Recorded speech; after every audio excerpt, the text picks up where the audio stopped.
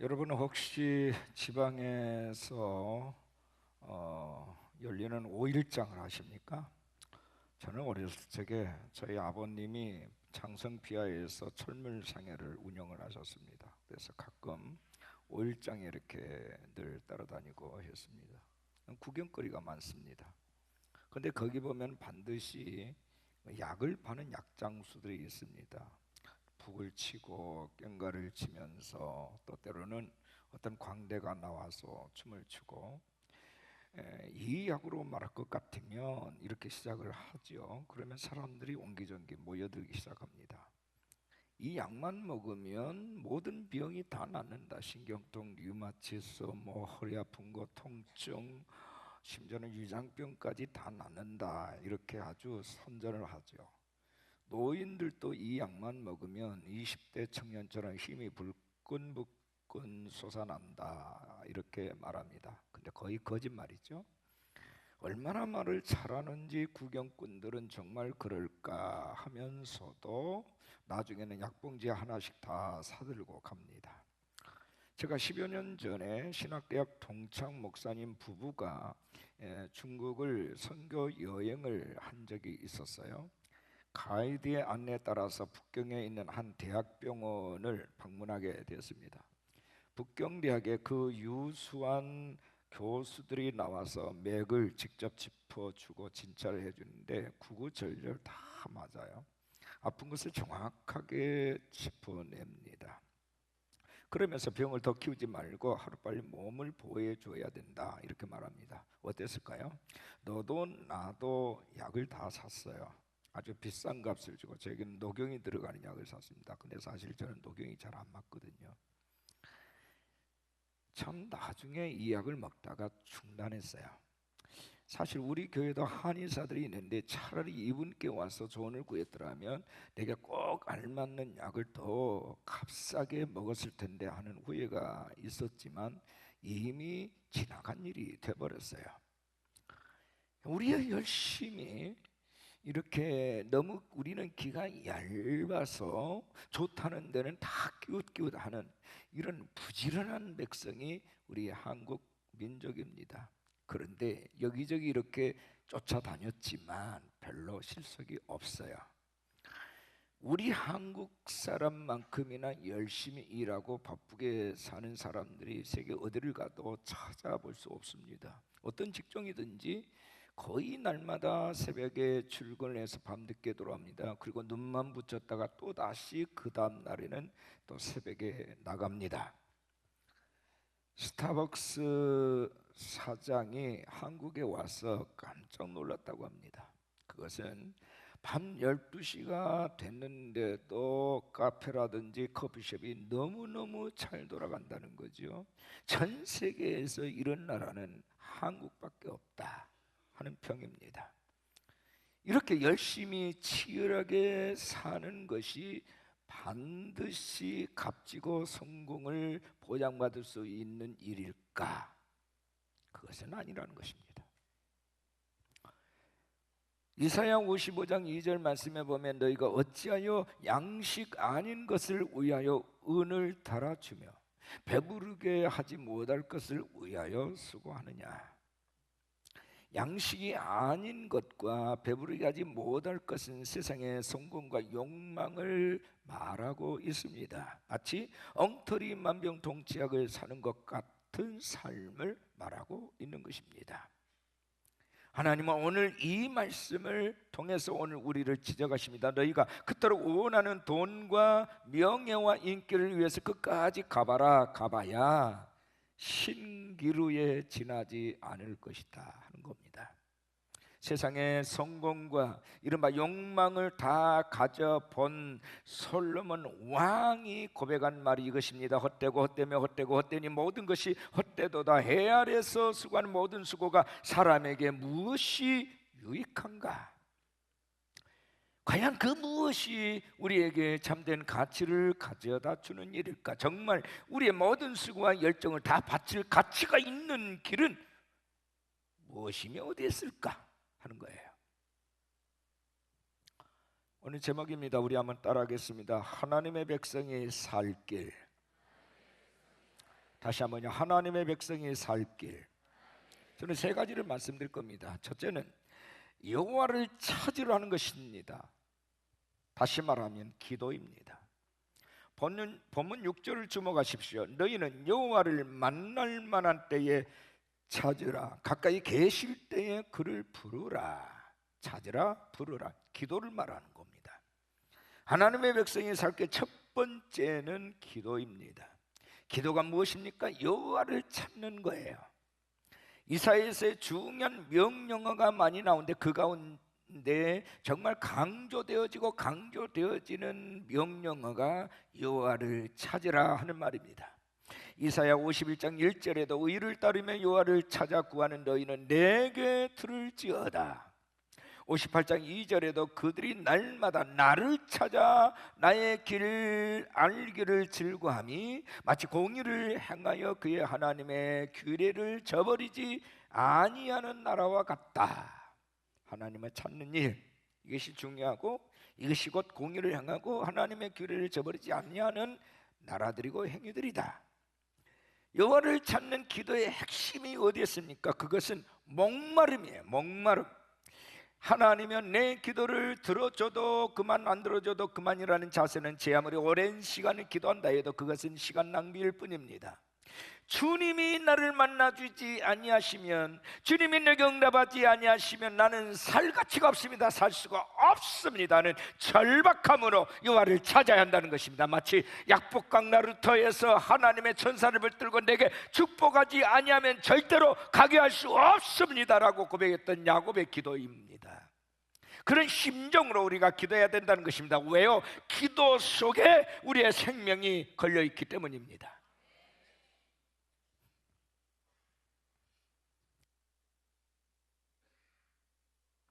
근데 여러분, 이렇게 하나님을 찾는 것도 다 때가 있어요.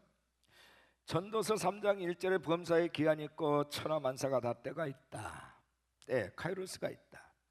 오늘 본문에서도 여호와를 만날 만한 때라고 말합니다. 가까이 계실 때라고 말합니다. 하나님도 우리와 가까이 계실 때에 찾아야 된다는 것입니다. 특히 하나님의 구원 요청은 언제 종료될지 모릅니다. 그 종료되는 때, 재림과 심판의 때는 하나님의 주권 하에 있습니다. 그래서 오늘 우리가 하나님의 음성을 듣는 이 시점에, 이 때가 바로 그날인 것입니다. 오늘이라는 이 구원의 문이 언젠가는 닫힐 수 있다는 얘기예요. 그러므로 감동을 주시는 지금, 이 지금이 마지막 순간이다라는 자세로 반응해야 된다는 겁니다.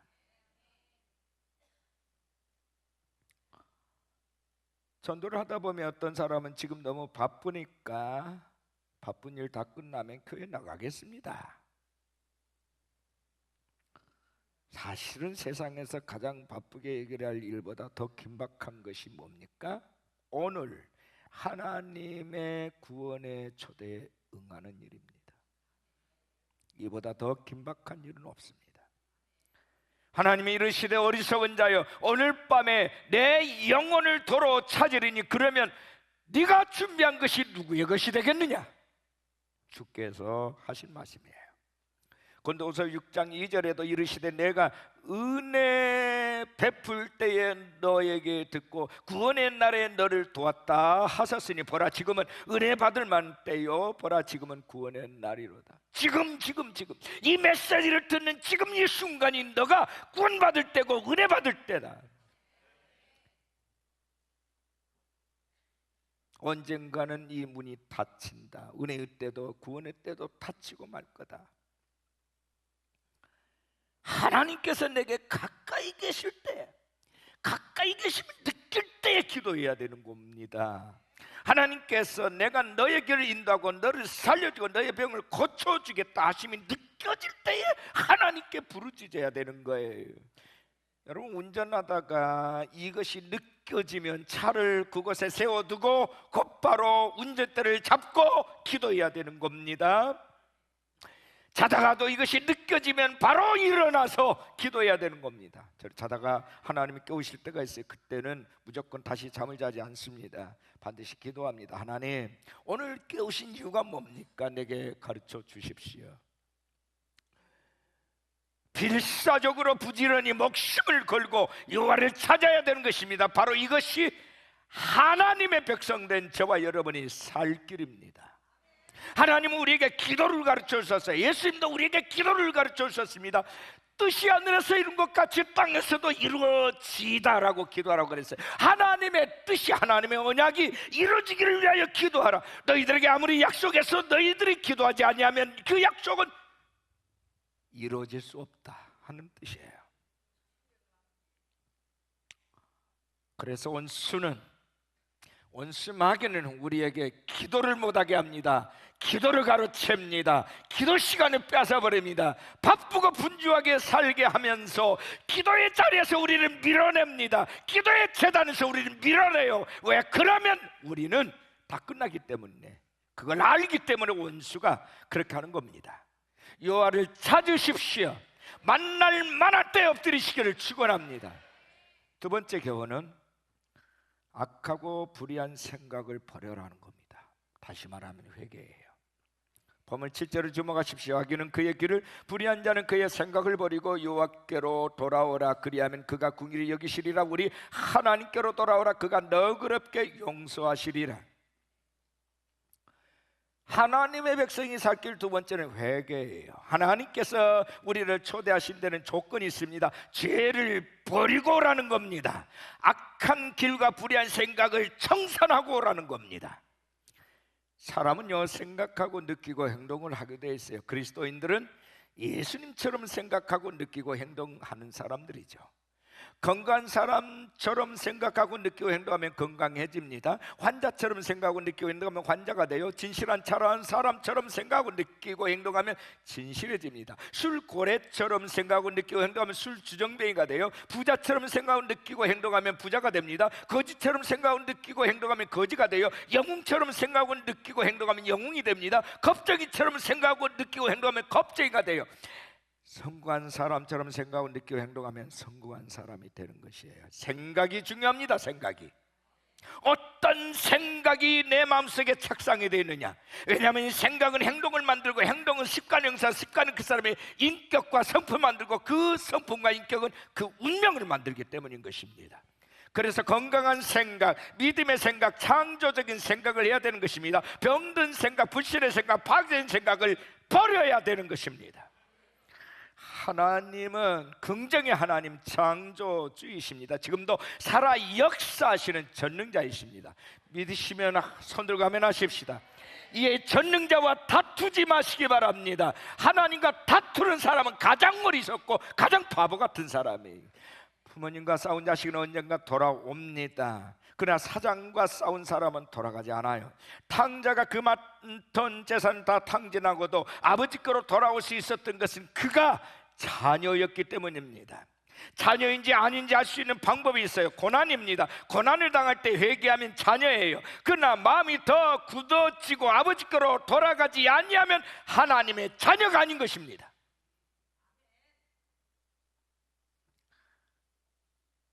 회개하고 돌아오는 당신의 백성에게 하나님께서는 분노와 심판으로 내치지 아니하시고 한없는 은혜와 용서로 받아주십니다. 이사야 1장 18절에 여호와께서 말씀하시되 오라 우리가 서로 변론하자. 너희 죄가 주홍 같을지라도 눈과 같이 희어질 것이요 진홍같이 붉을지라도 양털같이 희게 되리라. 여러분 아십니까? 하나님께서 우리에게 베풀으신 은혜 가운데 가장 좋은 것이 뭔 줄 아세요? 회개하는 자의 죄와 허물을 완벽하게 기억하지 아니하신다는 것입니다. 완벽하게. 어떻게 그게 가능할까? 전능하신 하나님이시기에 가능한 겁니다. 사람은 남이 나에게 준 상처나 죄와 허물에 대해서 잊으려고 해도 잊어지지 않습니다. 기억이 남습니다. 겉으로는 괜찮아, 내가 다 용서했어 라고 말하지만 사실은 마음속 깊이 상처 준 사람을 어떻게 쉽게 그렇게 잊혀지겠습니까? 이게 인간이에요. 그런데 하나님은 한번 잊어버리겠다, 기억지도 아니하시겠다고 말씀하시면 완벽하게 기억하시지 않습니다. 왜요? 전능자이시기 때문에. 어떤 사람은 남을 용서하지 못할 뿐만 아니라 자기 자신도 용서를 하지 못해요. 그래서 특별히 완벽주의자 같은 사람은 계속해서 자기를 정죄합니다. 그러면서 자기 안에 병을 만들어내요. 자기 목표대로 안 되면 계속 자기 자신을 질책하고 책망합니다. 그래서 여전히 그 죄악의 사슬, 그 재앙의 사슬, 저주의 사슬에서 풀려날 생각을 하지 않습니다. 꼭꼭 묶어버립니다. 자기를 학대합니다. 이렇게 자기를 학대하고 자기를 용서하지 않는 사람이 남을 용서할 수 있겠습니까? 불가능해요. 그 사람은 용서라는 단어를 모르기 때문에, 긍휼과 자비와 사랑이라는 단어를 모르기 때문에 남을 사랑할 수가 없는 거예요. 배운 적이 없어요. 학습이 안 됐단 말입니다. 그의 마음속에 이미 저주가 DNA가 돼버렸어요. 무슨 일입니다. 나를 용서 못하고 나 자신도 용서하지 못한다 할지라도, 그러나 우리 하나님은 우리를 용서하십니다. 우리의 죄와 허물이 아무리 클지라도 하나님께 회개만 하면 눈과 같이 이어질 것이요 양털같이 이게 되리라, 이렇게 말씀하십니다. 그러므로 우리가 살 길은 하나님 앞에 무릎을 꿇고 우리의 죄와 우리의 허물을 낱낱이 고백하는 일입니다. 할렐루야. 구체적으로 하면 할수록 더 우리가 살고 더 자유로워집니다. 회개하는 자의 열매, 회개한 자의 기쁨이 뭔 줄 아십니까? 인격적 회개가 일어나면 다시는 그 죄가 나를 묶지 못한다는 것입니다. 어떤 분이 그래서 하나님의 은혜로 술이 끊어졌어요. 술 냄새를 못 맡아요. 그 사람은 이제 예전에 말술을 먹고 다녔던 사람이 하나님 은혜로 술이 끊으니까 알코올 냄새를 못 맡아요. 은혜로 담배 끊으니까 담배 냄새를 못 맡아요. 막 토해요. 그런 거예요. 체질이 바꿔지는 겁니다. 에스겔 18장 21절 22절에 악인이 만일 그가 행한 모든 죄에서 돌이켜 떠나 내 모든 율례를 지키고 정의와 공의를 행하면 다시 살고 죽지, 반드시 살고 죽지 아니하리라. 그 범죄한 것이 하나도 기억함이 되지 아니하리니 그가 행한 공의로 살리라. 할렐루야. 다시는 하나님이 기억하지 아니하신다. 골로새서 3장 2절에 위의 것을 생각하고 땅의 것을 생각하지 말라. 근데 여러분 아시죠? 내가 해야 할 일을 하게 되면 하지 말아야 할 일을 안 하게 되고, 내가 하지 말아야 할 일을 하게 되면 해야 할 일을 못 하게 된다. 무슨 말인가요? 두 가지를 한꺼번에 할 수 없다 그 말이야. 위의 것을 바라보고 하나님의 보좌를 바라보고 하늘의 것을 사모하고 하나님의 뜻을 쫓아가는 사람에게는 땅의 모든 것이 그를 공격한다 할지라도 그를 넘어뜨릴 수 없다 그 말이에요. 할렐루야. 동시에 두 가지가 우리에게 작용할 수가 없어요. 빛이 있는 것은 어둠이 물러가게 되어 있습니다. 근데 빛이 없으면 어둠이 점령하고 말아요. 여러분의 생애 속에 하늘의 빛이 있을지어다. 예수 이름으로 빛이 있을지어다. 할렐루야. 우리가 사는 길은 회개입니다. 아닌 부분에 대해서 주저하지 마시고 단호하게 깨버리십시오. 단호하게 버려버리십시오. 그것이 사는 길입니다. 미적거리지 마세요. 머뭇거리지 말란 말입니다. 세 번째 교훈입니다. 우리 한번 따라합시다. 높으신 하나님을 인정하라. 다시 말해서 경배입니다. 하나님의 백성이 살 길 세 번째는 높으신 하나님을 높여드리는 겁니다. 인정해드리는 겁니다. 7절에서 회개하고 돌아온 백성들을 하나님께서는 긍휼히 여기시고 용서하신다 했지 않습니까? 그런데 하나님의 백성들이 하나님의 이런 언약의 말씀을 듣고도 믿지 않고 의심을 합니다. 하나님의 사랑과 능력을 의심하기 시작했습니다. 자기들이 생각하기에도 자기 같은 사람을 어떻게 용서하겠느냐는 겁니다. 또 저 강대한 바벨론을 어떻게 무너뜨릴 것이며 또 무너뜨린다 한들 전 세계에 뿔뿔이 흩어진 사람들이 어떻게 다시 고국으로 돌아올 수 있겠느냐 하면서 하나님의 말씀을 의심하기 시작했습니다. 이렇게 의심하는 백성에게 주신 말씀이 본문 8절 9절 말씀이에요. 잘 주목하십시오. 이는 내 생각이 너희의 생각과 다르며 내 길은 너희의 길과 다름이니라. 여호와의 말씀이니라. 이는 하늘이 땅보다 높음 같이 내 길은 너희 길보다 높으며 내 생각은 너희 생각보다 높으니라. 내 생각, 내 길은 너희들 생각, 너희들 길과 차원이 다르다 그 말이에요. 하늘과 땅 차이다. 믿으시면 아멘 하십시다. 하늘이 땅보다 높은 같이. 여러분, 이 땅을 보십시오. 아침부터 새벽부터 저녁까지 매일매일 전쟁 치르지 않습니까? 서로 경쟁하고 미워하고 다투는 그 좁은 곳에 나의 일터와 집이 있는 겁니다. 이 모든 것이 전부인 것처럼 보여요. 그러나 비행기를 타고 올라가 보십시오. 그리고 땅을 내려다 보십시오. 그렇게 큰 빌딩이 성냥갑처럼 작게 보입니다. 그렇게 성냥갑처럼 작게 보이는 그 공간에서 우리가 전투적으로 살아가고 있어요. 바둥바둥 되고 있어요. 하나님이 보시기에 가소롭지 않겠어요? 하늘이 땅보다 높은 같이 나의 길과 나의 생각은 그렇게 높으니라.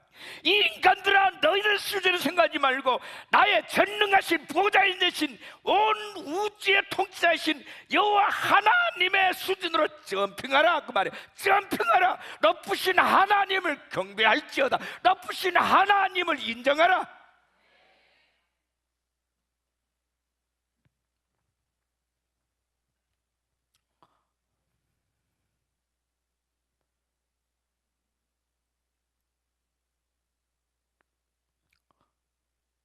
여러분, 우리가 살 길은 그렇게 높으신 하나님을 인정해 드리는 일입니다. 내 생각으로는 불가능하게 보이지만 하나님의 생각으로는 가능하다. 그렇게 여기고 믿고 그분을 존중히 여겨라. 내 관점에서는 길이 없는 것 같이 보이지만 하나님의 관점에서는 길이 많다. 이것을 인정해 드려라 이 말이에요. 창세기 17장 18장 보면 100세가 다 되기 전까지 자식이 없던 아브라함에게 하나님께서 말씀하십니다. 네 아내 사라가 아들을 낳을 것이다. 그 말을 듣고 아브라함의 아내 사라가 웃었어요. 하나님께서 왜 웃느냐? 어떻게 100세 된 사람이, 그것도 이제 남자 구실을 할 수 없고 여자 구실을 할 수 없는 경수가 이미 끊어진 지 오래된 이 여자가 아이를 가질 수 있을까? 어떻게 아이를 갖고 출산을 있을까? 그때 하나님 뭐라고 말씀하십니까? 창세기 18장 14절에 이렇게 말씀하십니다. 여호와께 능하지 못한 일이 있겠느냐? 여호와께 능하지 못한 일이 있겠느냐? Is anything too hard for the Lord?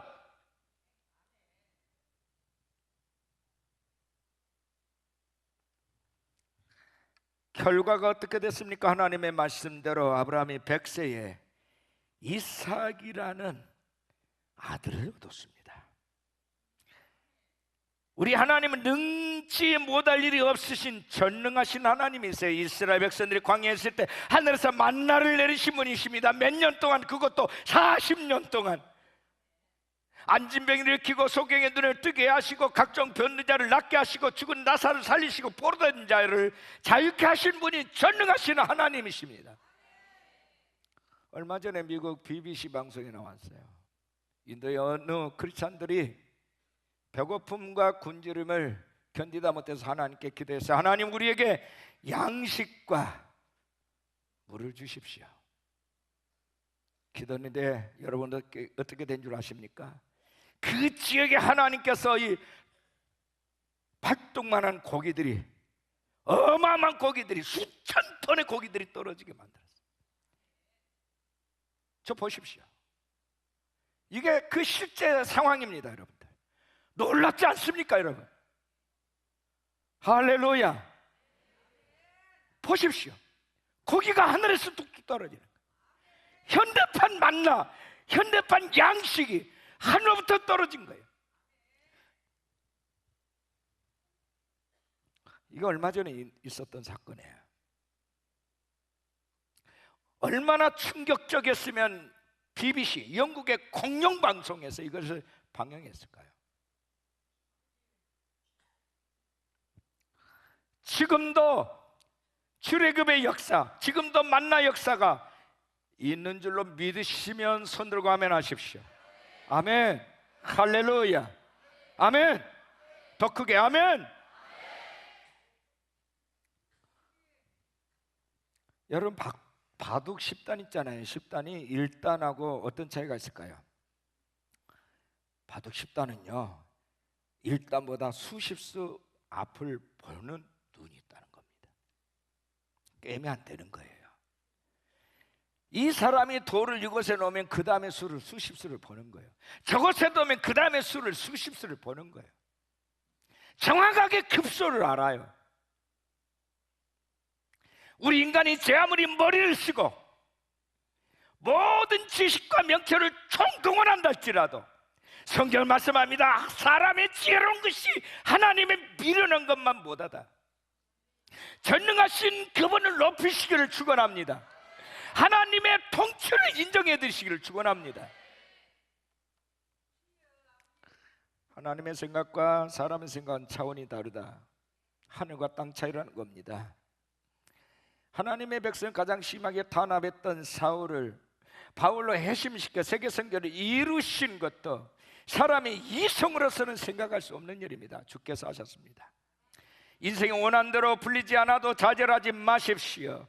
로마서 11장 33절 깊도다 하나님의 지혜와 지식의 풍성하며 그의 판단은 헤아리지 못할 것이며 그에게는 찾지 못할 것이로다. 로마서 8장 28절 우리가 알거니와 하나님을 사랑하는 자 곧 그 뜻대로 부르심을 입은 자들의 모든 것이 합력하여 선을 이루느니라. 전능하신 하나님의 생각과 길의 높으심을 인정해 드릴 때에 여러분의 정말 얽히고 얽힌 문제가 풀리게 될 줄로 믿습니다. 태평양 어느 바닷가에 여기저기 암초들이 바닷속에 있어서 정박하려고 해변에 오는 배들이 자초가 되는 일이 너무 많이 발생을 했어요. 분명히 등대는 있어요. 등대를 보고 오는데도 배가 자초되는 거예요. 그래서 연구를 해봤더니 어느 각도에서 들어오느냐의 문제였어요. 분명히 등대를 보고 오는데 어느 각도에서 들어오느냐에 따라서 배가 자초되기도 하고 안전하기도 하고, 그래서 그 관계자들이 고민 끝에 기발한 아이디어를 생각했어요. 바로 그 등대 뒤에 일직선으로 2개의 등대를 더 세웠어요. 그래서 배들이 멀리서 올 때에 3개의 등대가 완전히 하나로 일치돼서 하나로 보일 때 그 방향으로만, 그 각도로만 들어와라. 그래서 그렇게 들어오는 배는 하나도 자초가 되지 않았다. 등대가 3개로 보인다든지 2개로 보인다든지면 어김없이 걸리는 거예요. 등대가 3개로 보이면 안 되는 것입니다. 암초에 부딪힙니다. 근데도 그걸 무시하고 항해를 하면 그 배는 암초에 부딪혀 자초할 수밖에 없습니다.